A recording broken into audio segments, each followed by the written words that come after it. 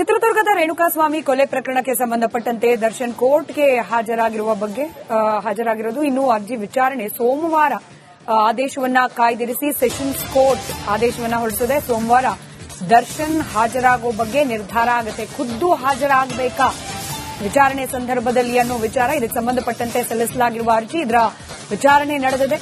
ಸೋಮವಾರಕ್ಕೆ ಆದೇಶವನ್ನ ಕಾಯ್ದಿರಿಸಿದೆ sessions court.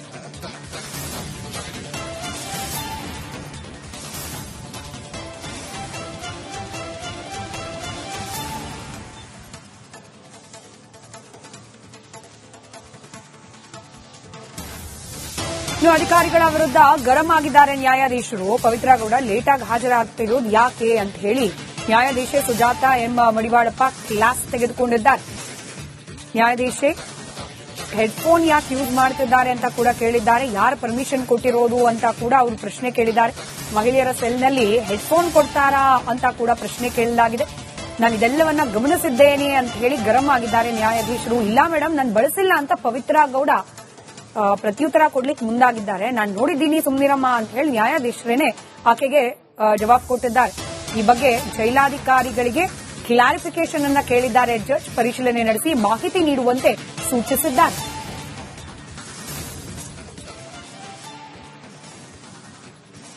ಮತ್ತಷ್ಟು ಡೀಟೇಲ್ಸ್ ನಮ್ಮ ಪ್ರತಿನಿಧಿ ರೆಹಮಾನ್ ನೀಡ್ತಾ ಹೋಗ್ತಾರೆ ದೂರವಾಣಿ ಸಂಪರ್ಕದಲ್ಲಿ. ರೆಹಮಾನ್, ಎರಡು ವಿಚಾರ. ಒಂದು, ದರ್ಶನ್ ಅವರು ಖುದ್ದು ಹಾಜರಾಗಬೇಕಾ ವಿಚಾರಣೆ ವೇಳೆ ಅನ್ನೋ ಅರ್ಜಿ, ಅದರ ಜೊತೆಗೆ ಪವಿತ್ರ ಗೌಡ ಅವರು ಹೆಡ್ಫೋನ್ ಬಳಸ್ತಾ ಇದ್ರು ಅಂತ ಹೇಳಿ ಜಡ್ಜೆ ಅಬ್ಸರ್ವೇಷನ್ ಮಾಡಿರೋದು.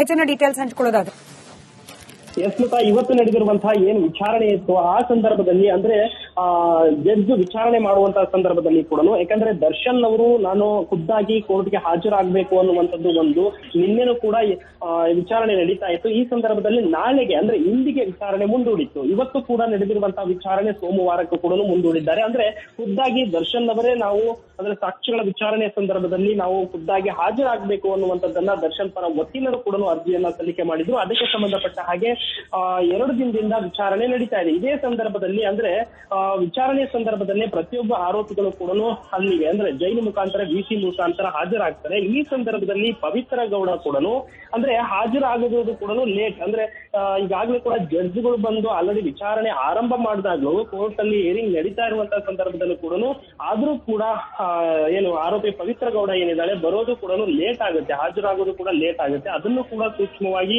ನ್ಯಾಯಾಧೀಶರಾಗಿರುವಂತಹವರು ಸುಜಾತಾ ಎಂ ಸಾಮ್ರಾಣಿ ಅವರು ಗಮನಿಸಿರ್ತಾರೆ. ತದನಂತರದಲ್ಲಿ ಹಾಜರಾದಂತಹ ಸಂದರ್ಭದಲ್ಲೂ ಕೂಡ ಆಕೆ ಹೆಡ್ಫೋನ್ ಅನ್ನ ಯೂಸ್ ಮಾಡಿರೋದನ್ನು ಕೂಡ ಜಡ್ಜ್ ಗಮನಿಸಿದ್ದಾರೆ.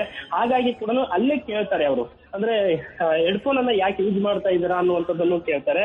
ಆ ಸಂದರ್ಭದಲ್ಲಿ ಪವಿತ್ರ ಗೌಡ ಕೂಡ ನಾನು ಯಾವುದೇ ರೀತಿ ಹೆಡ್ಫೋನ್ ಯೂಸ್ ಮಾಡಿಲ್ಲ ಮೇಡಮ್ ಅಂತಾನೂ ಕೂಡ ಹೇಳ್ತಾರೆ. ಆದ್ರೆ ಜಡ್ಜ್ ಅವರೇ ನೇರವಾಗಿ ಗಮನಿಸಿ ಆ ಪ್ರಶ್ನೆಯನ್ನ ಮಾಡಿದ್ದಾರೆ. ಜೊತೆಗೆ ಅದಷ್ಟೇ ಅಲ್ಲದೆ ಅಧಿಕಾರಿಗಳಿಗೂ ಕೂಡ ಕ್ಲಾಸ್ ತೆಗೆದುಕೊಂಡಿದ್ದಾರೆ. ಯಾಕೆ ಈ ಹೆಡ್ಫೋನ್ ಗಳನ್ನ ಯೂಸ್ ಮಾಡ್ಲಿಕ್ಕೆ ನೀವು ಪರ್ಮಿಷನ್ ಕೊಟ್ಟಿದ್ದೀರಾ, ಮತ್ತೆ ಪುರುಷರ ಕೊಠಡಿಯಲ್ಲಿ ಏನು ವಿಸಿ ಮೂಲಕ ಹಾಜರಾಗುವಂತ ಪುರುಷರ ಕೊಠಡಿಯಲ್ಲಿ ಕೂಡ ಹೆಡ್ಫೋನ್ ಗಳನ್ನ ಯೂಸ್ ಮಾಡ್ತಾ ಇದ್ದಾರಾ, ಇದ್ರ ಬಗ್ಗೆ ನನಗೆ ವರದಿ ಬೇಕು, ಅಂದ್ರೆ ಸಂಕ್ಷಿಪ್ತವಾಗಿ ಅದನ್ನ ವಿಚಾರ ಮಾಡಬೇಕು ಅನ್ನುವಂಥದ್ದು. ಇದು ಪೂರಕವಾಗಿ ನಿನ್ನೆಯಿಂದ ಏನು ವಿಚಾರಗಳ ಆಚೆ ಬರ್ತಾ ಇದೆ. ಈ ಪ್ರಜ್ವಲ್ ರೇವಣ್ಣ ಅವರ ಕೊಠಡಿಯಲ್ಲಿ ಫೋನ್ಗಳು ಸಿಕ್ತು, ಒಟ್ಟಾರೆ ರೇಡ್ ಮಾಡಿದಾಗ 100 ಫೋನ್ಗಳು ಸಿಗ್ತಾ ಇದೆ, ಹೆಡ್ಫೋನ್ಗಳು ಸಿಗ್ತಾ ಇದೆ. ಈ ತರದ ವಿಚಾರಗಳು ಅಂದ್ರೆ ಇದು ಕೇವಲ ಒಂದು ರೇಡ್ ಆಯ್ತು, ಸೀಸ್ ಮಾಡಿದ್ರು ಅನ್ನೋದು ಮಾತ್ರವಲ್ಲ, ನ್ಯಾಯಾಲಯ ಕೂಡ ಅದನ್ನ ಗಮನಿಸುವಷ್ಟು ಗಂಭೀರ ಸ್ವರೂಪವನ್ನು ಪಡ್ಕೊಂಡಿದೆ ಅಂತ ಅಲ್ಲಿಗೆ. ಹೌದು, ಖಂಡಿತ ಸ್ಮಿತಾ. ಇತ್ತೀಚೆಗೆ ನೋಡ್ತಾ ಇರ್ಬೋದು ಪದೇ ಪದೇ ಜೈಲುಗಳ ಮೇಲೆ ರೈಡ್ಗಳು ಆಗ್ತಾ ಇದ್ರು ಕೂಡ, ಅಂದ್ರೆ ಜೈಲಿನ ಅಧಿಕಾರಿಗಳು ಬದಲಾಯಿತು ಕೂಡ. ಅಂದ್ರೆ ಈಗ ಏನು ಅಲೋಕ್ ಕುಮಾರ್ ಅವರು ತೆಗೆದುಕೊಂಡಿರೋ ಮೇಲೆ ಕೂಡ ಇದೇ ರೀತಿಯಾದಂತ ಒಂದು ಪದೇ ಪದೇ ಲೋಪೋಲ್ಸ್ಗಳಾಗ್ತಾ ಇದೆ. ಅಂದ್ರೆ ಒಳಭಾಗದಲ್ಲಿ ಸಿಗರೇಟ್ಗಳು ಸಿಗ್ತಾ ಇದೆ, ಫೋನ್ಗಳು ಸಿಗ್ತಾ ಇದೆ, ಚಾರ್ಜರ್ಗಳು ಸಿಗ್ತಾ ಇದೆ. ಈ ರೀತಿ ಜೈಲಿನ ಒಳಗಡೆ ಎಷ್ಟೇ ಸ್ಟ್ರಿಕ್ಟ್ ಆಗಿದ್ರು ಕೂಡ ಅಲೋಕ್ ಕುಮಾರ್ ಅವರು ಹೇಳಿದ್ರು, ಜೈಲಿನ ಒಳಭಾಗದಲ್ಲಿ ಅಂದ್ರೆ ಪ್ರಜ್ವಲ್ ರೇವಣ್ಣ ಅವರ ಬ್ಯಾರಕ್ ನಲ್ಲಿ ಒಂದು ಮೊಬೈಲು, ಚಾರ್ಜರು ಮತ್ತೆ ಸಿಮ್ ಸಿಕ್ಕಿದೆ. ಅದು ಹೈದರಾಬಾದ್ಗೆ ಸಂಬಂಧಪಟ್ಟ ಹೈದರಾಬಾದ್ ಸ್ಟೇಟ್ ಇಂದ ಪರ್ಚೇಸ್ ಮಾಡಿರುವಂತ ಸಿಮ್ ಸಿಕ್ತು ಅಂತದನ್ನು ಕೂಡ ಹೇಳಿದ್ರು.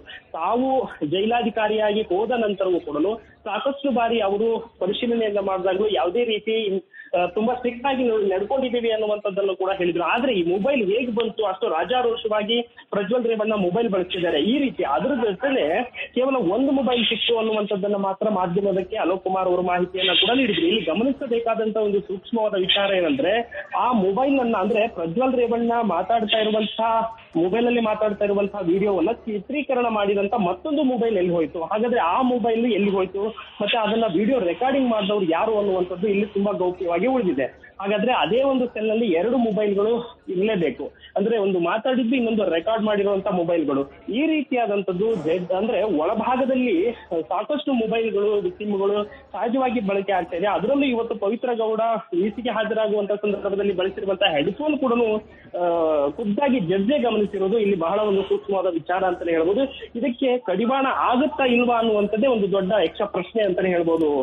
ಸ್ಮಿತಾ, ರೈಟ್, ಧನ್ಯವಾದ ರೆಹಮಾನ್ ಮಾಹಿತಿಗಾಗಿ.